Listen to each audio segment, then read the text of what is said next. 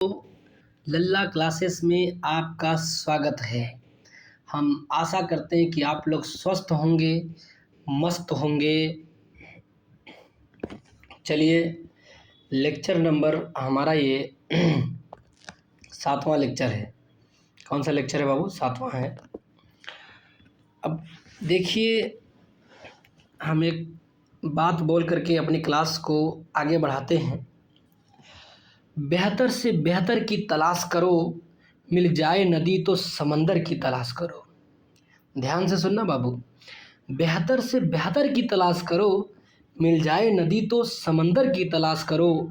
टूट जाता है शीशा पत्थर की चोट से, कि टूट जाता है शीशा पत्थर की चोट से। टूट जाए पत्थर ऐसा शीशा तलाश करो। ठीक है, अब हम आगे बढ़ते हैं और हम प्रेस की स्वतंत्रता की बात करते हैं। किसकी बात करते हैं बाबू? प्रेस की स्वतंत्रता की बात करते हैं। आर्टिकल 19 क्लाज 1 सब क्लाज ए में प्रेस की स्वतंत्रता की बात की गई है। ठीक है, प्रेस की स्वतंत्रता की बात कब करी गई है बाबू? कि प्रेस लोग, मतलब कि जो प्रेस का मतलब होता है बाबू, जो समाचार वाले होते हैं, वो स्वतंत्र हैं आर्टिकल 19 क्लाज 1 सब क्लाज ए के तहत। कोई दिक्कत नहीं होनी चाहिए। निजी भवनों या मकानों पर झंडा फहराना आर्टिकल 19 क्लाज 1 सब क्लाज ए के तहत आप फहरा सकते हैं। ठीक है बाबू, हम निजी भवन या मकानों पर झंडा फहरा सकते हैं आर्टिकल 19 क्लाज 1 सब क्लाज ए के तहत। तो प्रेस की स्वतंत्रता और निजी भवनों में मकानों पर झंडा फहराना, इसको हम जो है फहरा सकते हैं, आर्टिकल 19 क्लाज 1 में है दिया गया है। आर्टिकल 19 क्लास 2 में क्या बातें कही गई है? आर्टिकल 19 क्लास 2 के तहत नागरिकों की विचार और अभिव्यक्ति की स्वतंत्रता पर युक्त प्रतिबंध लगाया जा सकता है।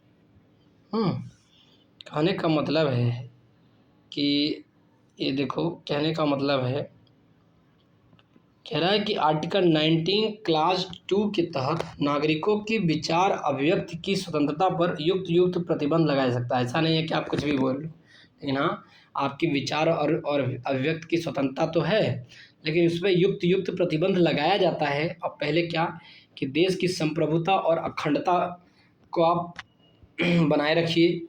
यदि आप देश की संप्रभुता अखंडता पर कोई आँच आएगी तो आप पर प्रतिबंध लगा दिया जाएगा। राज्य की सुरक्षा की बात आएगी तो आप पर प्रतिबंध लगा दिया जाएगा।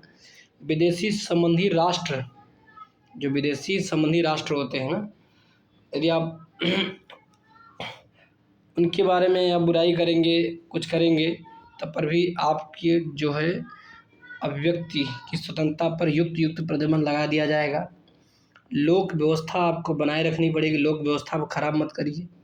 शिष्टाचार और सदाचार यदि आप खराब करेंगे तब पर भी आप पर जो है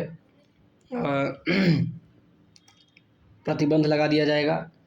और अदालत की अवमानना करेंगी तब पर भी आपकी स्वतंत्रता पर प्रतिबंध लगा दिया जाएगा। तो कितनी बातें कही गई बाबू? 6 बातें कही गई हैं। संप्रभुता एवं अखंडता को बनाए रखिए, राज्य की सुरक्षा बनाए रखिए, विदेशी संबंध राष्ट्र से उसको सही से बनाए रखिए, लोक व्यवस्था बनाए रखिए, शिष्टाचार सदाचार बनाए रखिए, अदालत की अवमानना ना करिए। कहने का मतलब आप 6 बातें यदि आप इसको बनाए रखते हैं तब तो ठीक है, आप पर आपकी स्वतंत्रता पर प्रतिबंध नहीं लगाया जाएगा। यदि आप इन 6 बातों में से आप इनकी व्यवस्था को खराब करते हैं अपने विचारों से, अपने बातों से, तो आपकी स्वतंत्रता या अभिव्यक्ति की स्वतंत्रता पर आर्टिकल 19 क्लास 2 के तहत क्या लिया जाएगा बाबा? युक्त प्रतिबंध लगा दिया जाएगा। क्या लगा दिया जाएगा बाबू? युक्त प्रतिबंध लगा दिया जाएगा। आर्टिकल 20 में अपराधों के लिए दोष सिद्धि के संबंध में संरक्षण है। ठीक है, आर्टिकल 22 में क्या कहा गया है? कुछ दशाओं के संबंध में गिरफ्तारी और निरोध से संरक्षण है। आर्टिकल 22 में है कि कुछ दशाओं के संबंध में गिरफ्तारी और निरोध से संरक्षण है 22 में। 20 में तो आप दोष सिद्धि का अधिकार है कि आप अपना दोष सिद्धि कर सकते हैं, संरक्षण कर सकते हैं, दोष सिद्धि के संबंध में संरक्षण कर सकते हैं। लेकिन 22 में जो है आपको गिरफ्तारी और निरोध से संरक्षण है कुछ दशाओं में। ठीक है, आगे हम देखेंगे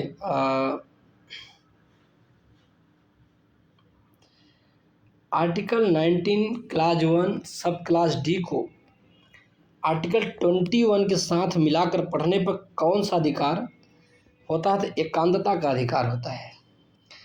आर्टिकल 19 क्लास 1 सब क्लास डी को मिला लेंगे और आर्टिकल 21 के साथ मिलाकर पढ़ने पर एकांतता का अधिकार होता है। कौन सा अधिकार होता है बाबू? एकांतता का अधिकार होता है।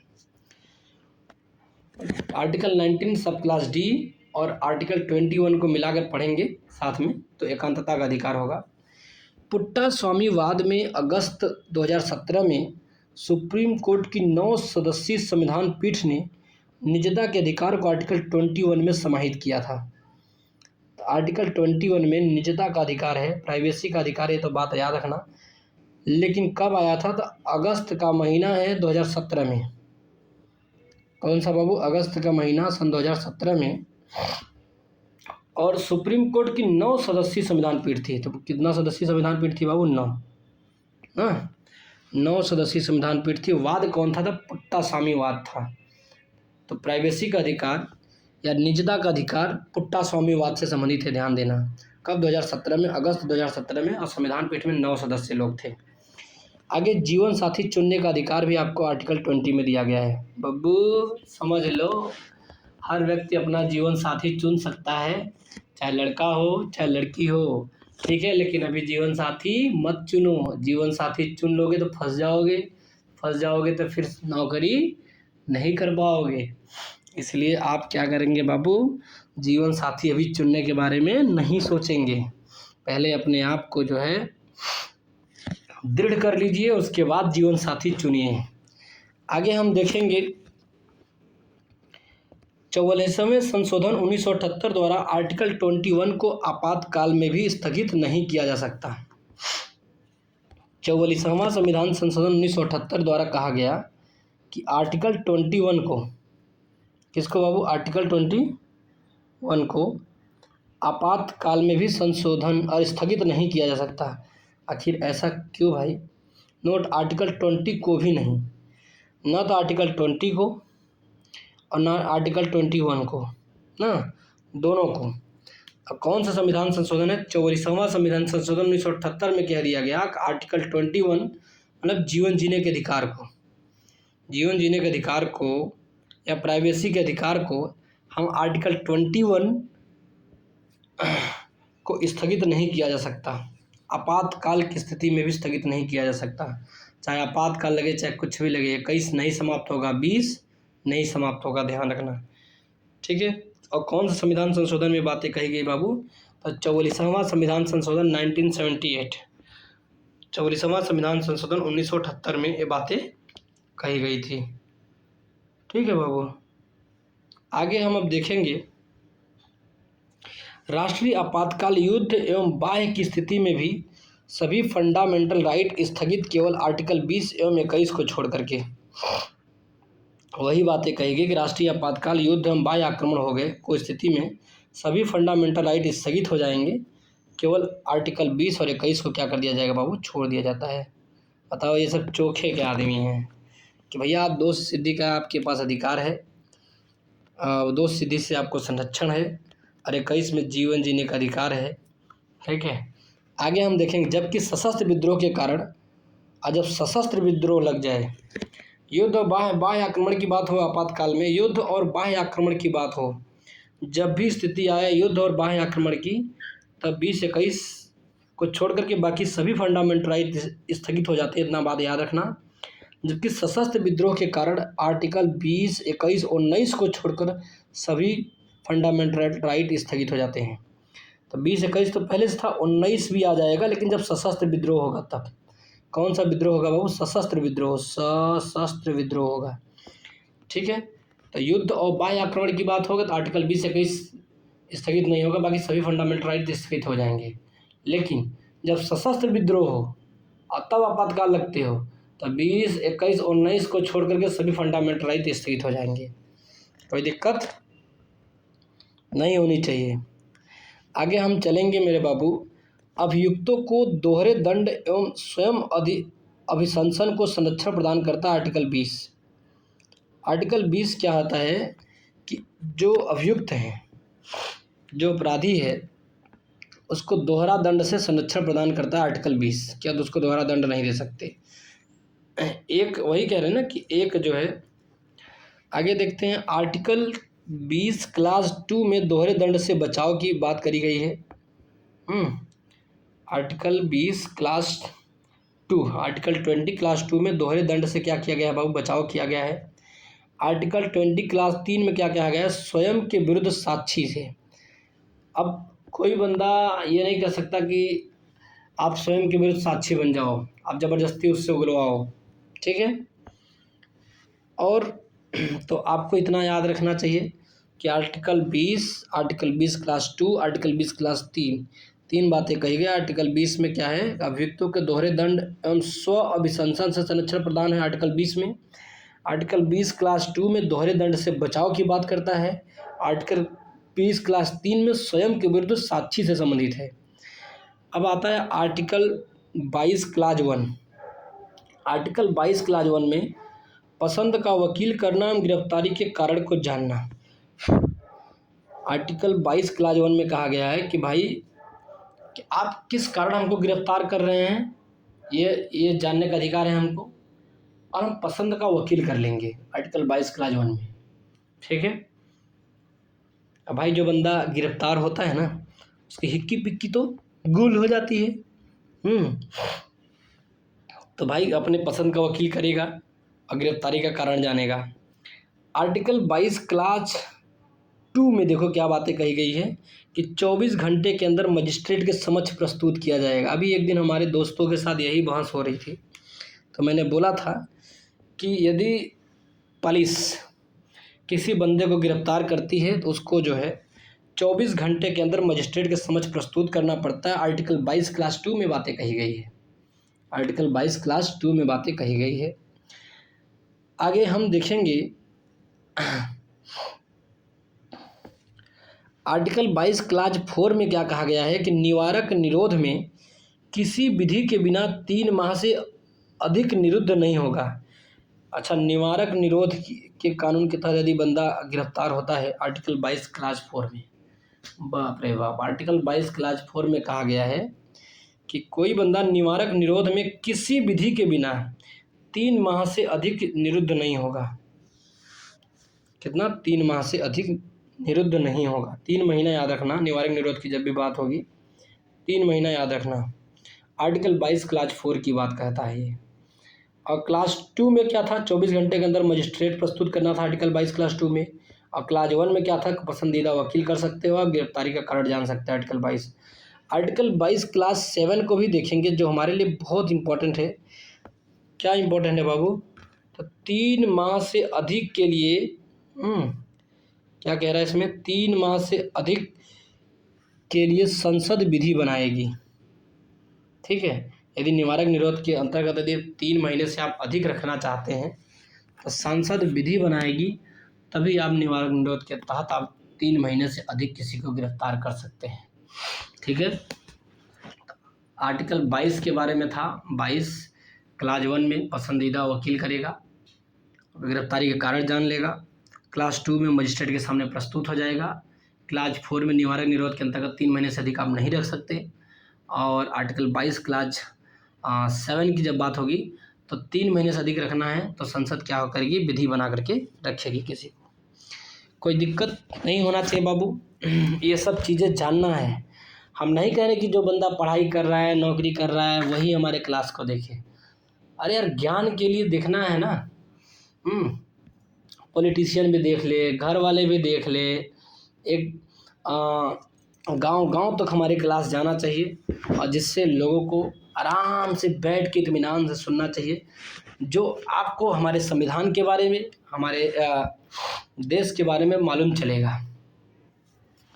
अब आप देखो आगे क्या बातें कही गई है बाबू। आगे जो बातें कही गई हैं, प्रत्यक्ष बंदीकरण। प्रत्यक्ष बंदीकरण निवारक निरोध के अंतर्गत व्यक्ति को बिना मुकदमा की 3 माह तक बंदी बनाया जा सकता है। कह रहा है कि प्रत्यक्ष बंदीकरण या निवारक निरोध के अंतर्गत व्यक्ति को बिना मुकदमा के 3 माह तक बंदी बनाया जा सकता है। ये चीज़ें तो हम पहले ही बता दिए, उसको प्रिवेंटिव डिटेंशन बोलते हैं। अनुच्छेद 22(4) में ऐसी बात कही गई है। ठीक है, निवारक निरोध के तहत, तो हम पहले बता दिए। अब पैरोल क्या होता है मेरे बाबू? पैरोल के बारे में थोड़ी जानने की कोशिश करेंगे। देखो, ये सब भाषा सीखनी चाहिए, एक किसान को भी सीखनी चाहिए, सिर्फ पढ़ने वालों को ही नहीं, एक किसान को भी जानना चाहिए, क्योंकि उनके अधिकार क्या क्या हैं। सामान्यतः कैदी के व्यवहार आधारित निर्धारित अवधि हेतु सशर्त रिहाई होती है। कैदी के व्यवहार आधारित निर्धारित अवधि हेतु सशर्त रिहाई होती है। रिहाई होती है। क्या होती है बाबू? रिहाई होती है। क्या होती है बाबू? रिहाई होती है। विशेष परिस्थितियों में दिया जाता है, तो ऐसे नहीं दिया जाएगा, विशेष परिस्थिति में दिया जाएगा, याद रखना। विशेष परिस्थितियों में दिया जाता है। पैरोल कैदी का अधिकार नहीं है, ये बात याद रखना। पैरोल जो मिलता है ना, वो कैदी का अधिकार नहीं है, फिर भी पैरोल मिलता है, विशेष परिस्थितियों में मिलता है। पैरोल को सक्षम अधिकारी अस्वीकृत भी कर सकता है। पैरोल को जो कोई सक्षम अधिकारी होगा ना, उसको अस्वीकृत भी कर सकता है। पैरोल को सक्षम अधिकारी उसको अस्वीकृत भी कर सकता है। कारागार और उनमें निरुद्ध व्यक्ति 7वीं सूची के तहत राज्य सूची का विषय है। कारागार ले लो, यदि आप बंदा कोई कारागार में बंद है और उसमें जो व्यक्ति निरुद्ध है, 7वीं सूची के अंतर्गत किसका राज्य सूची का विषय है। तो कोई पूछे कि कारागार किस सूची का विषय है बाबू, तो जेल में जब जाएंगे वो राज्य सूची का विषय होता है, याद रखना। हाँ, अब पैरोल पे जो बंदे छूट करके आते हैं विशेष परिस्थिति में आते हैं, ऐसा नहीं है, उसका कैदी का अधिकार नहीं है, सक्षम अधिकारी मना भी कर सकता है। तो आप पैरोल के बारे में जान लिए। ठीक है, आगे हम देखेंगे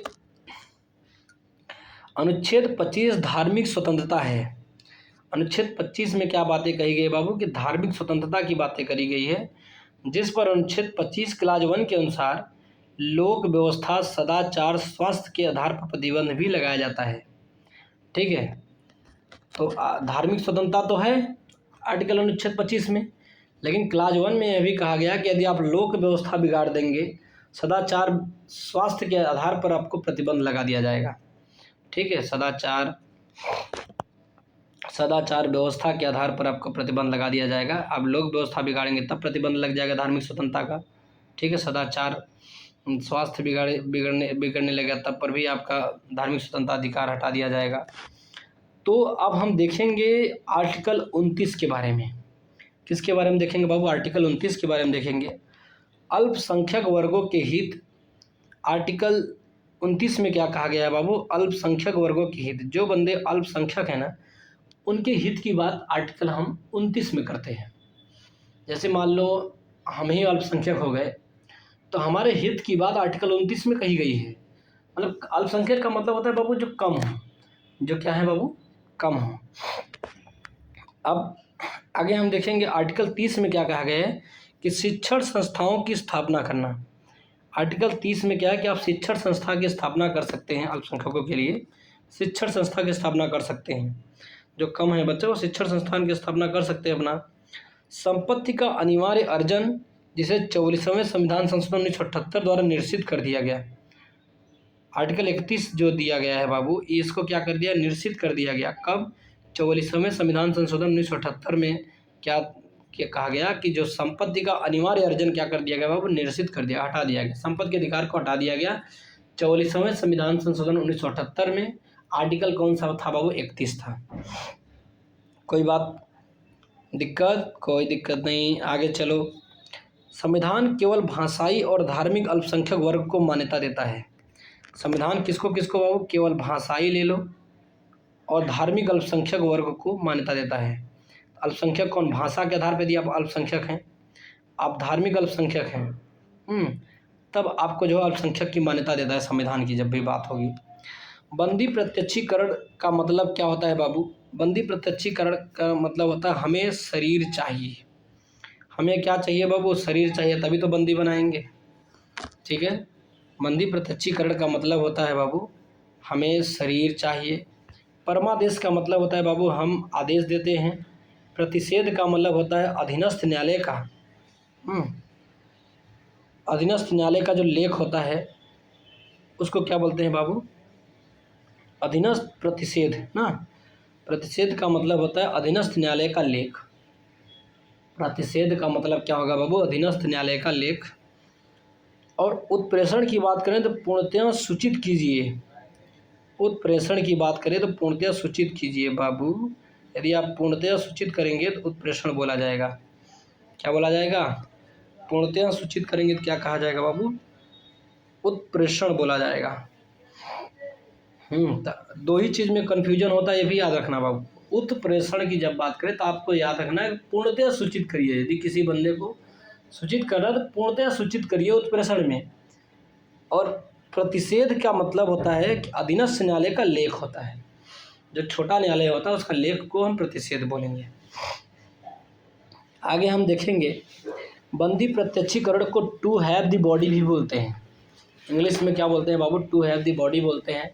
क्योंकि देखो मिलान करने के लिए आता है और बच्चे गलत करके आते हैं, इसलिए इसको इंग्लिश में भी बता देना ज़रूरी था।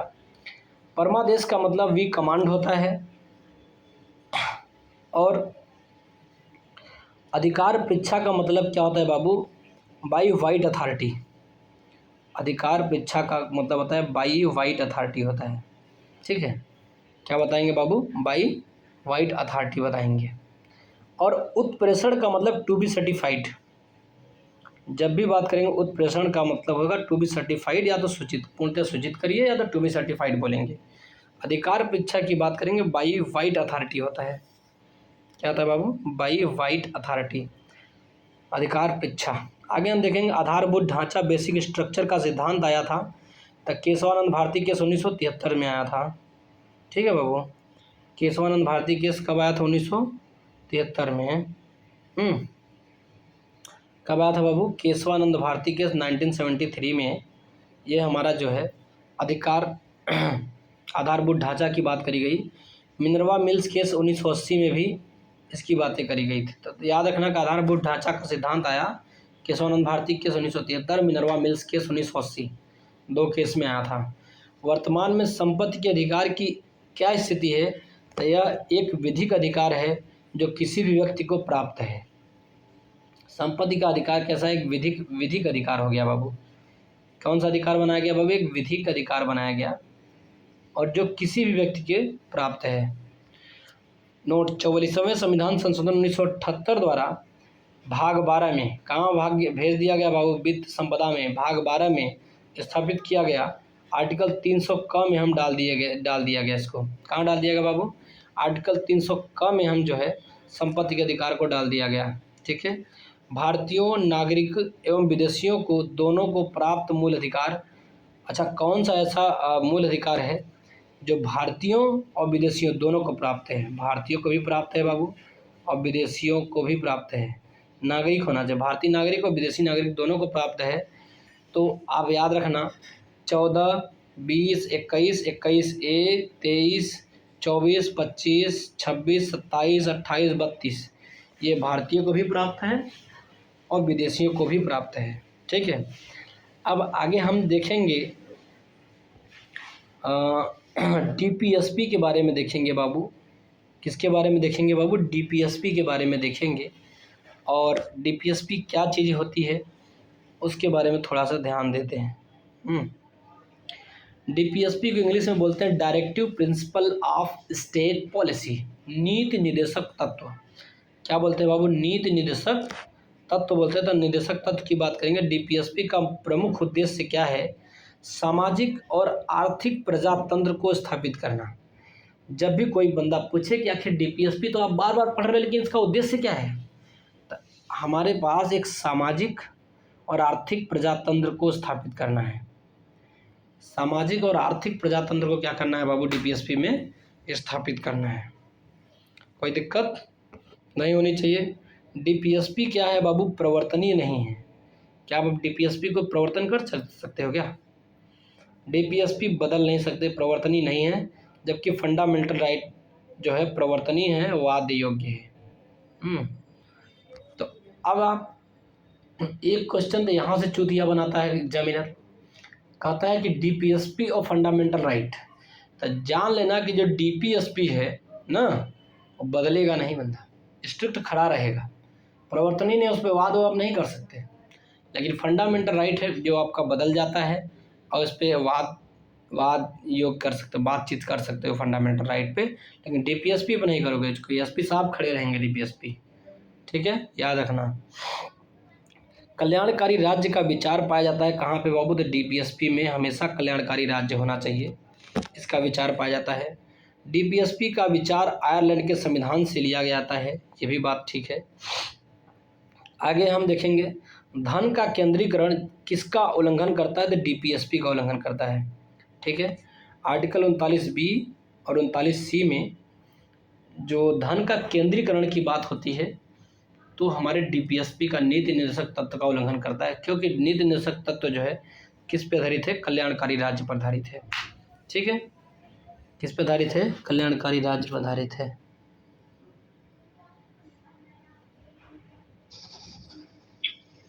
ठीक है, देखिए आर्टिकल 39B के बारे में हम देखेंगे। आर्टिकल 39B में कहा गया है कि भौतिक स्वामित्व का नियंत्रण ऐसा जिससे सामूहिक हित सर्वोत्तम हो।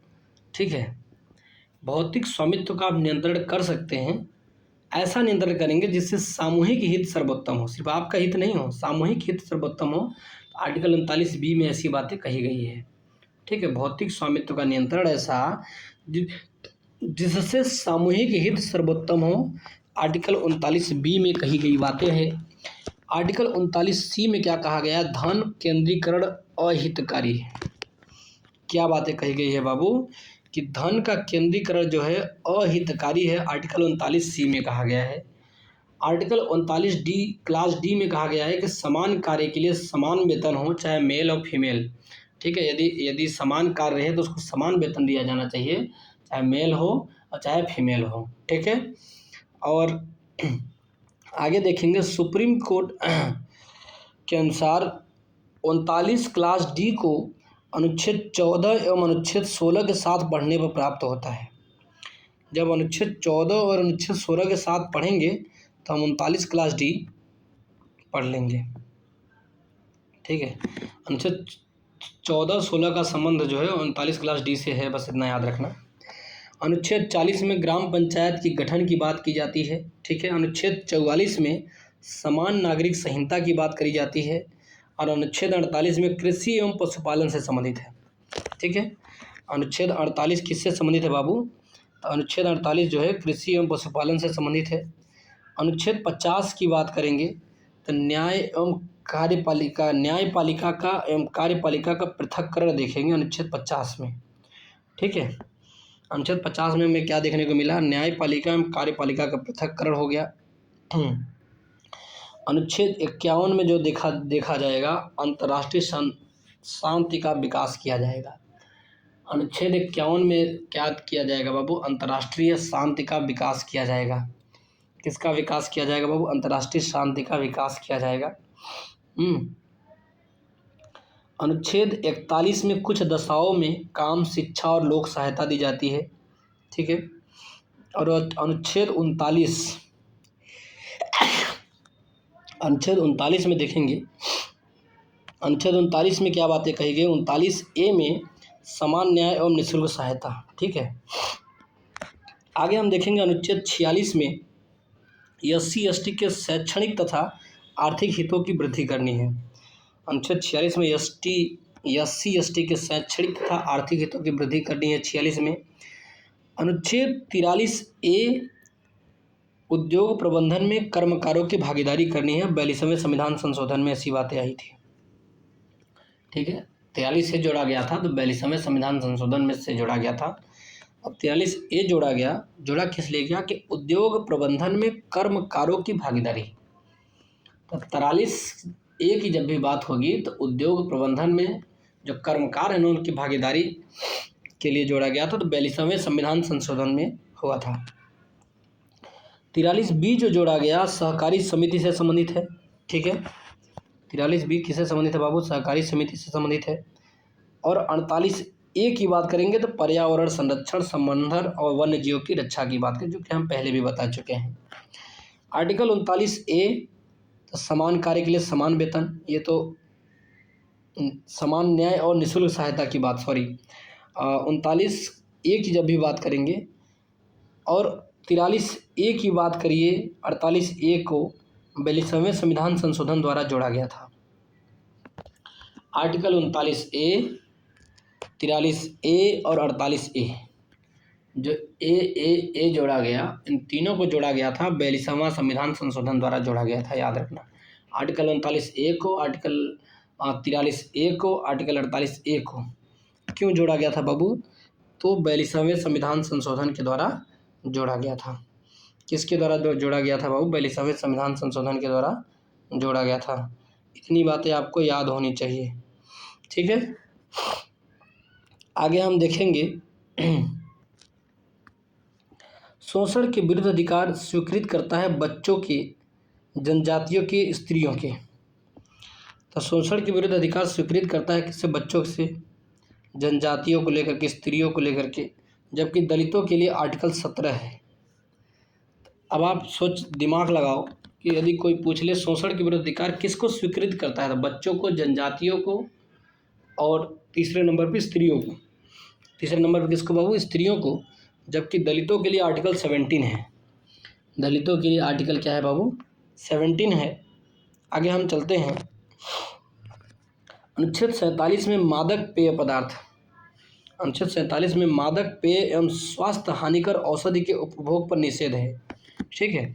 कहा गया कि मादक पेय पदार्थ पर जो स्वास्थ्य हानिकारक औषधि है उसके उपभोग पर निषेध किया गया है अनुच्छेद 47 में, ठीक है। तो भैया हो, दारू धक्कड़ नहीं पीना है, ठीक है।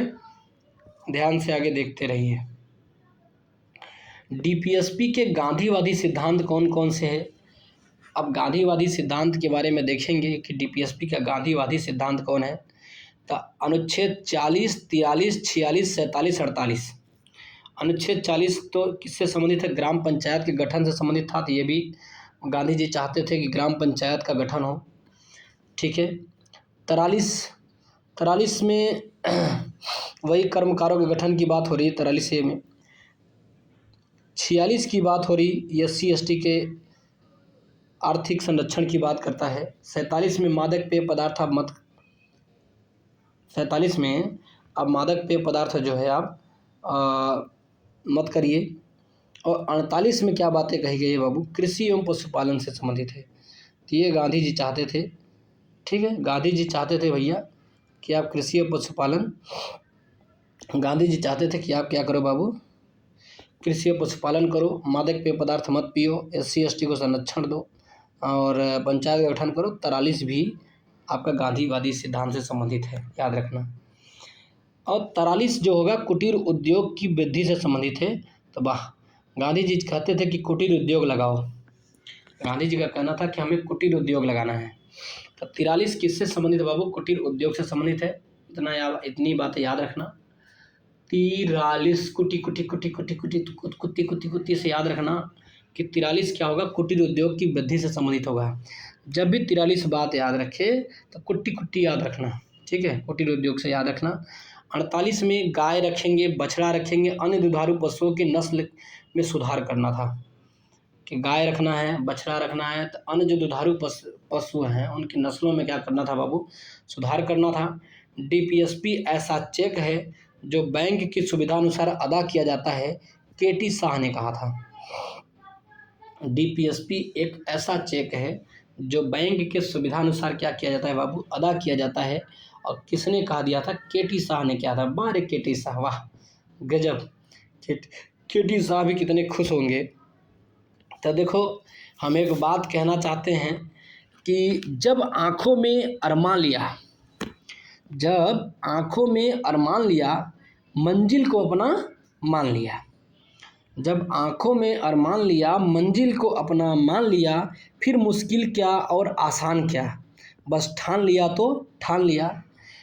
और आपका रास्ता बहुत ही आसान होने वाला है। आप लाइक करिए, कमेंट करिए, शेयर करिए और मस्त रहिए, ठीक है। खुश रहिए।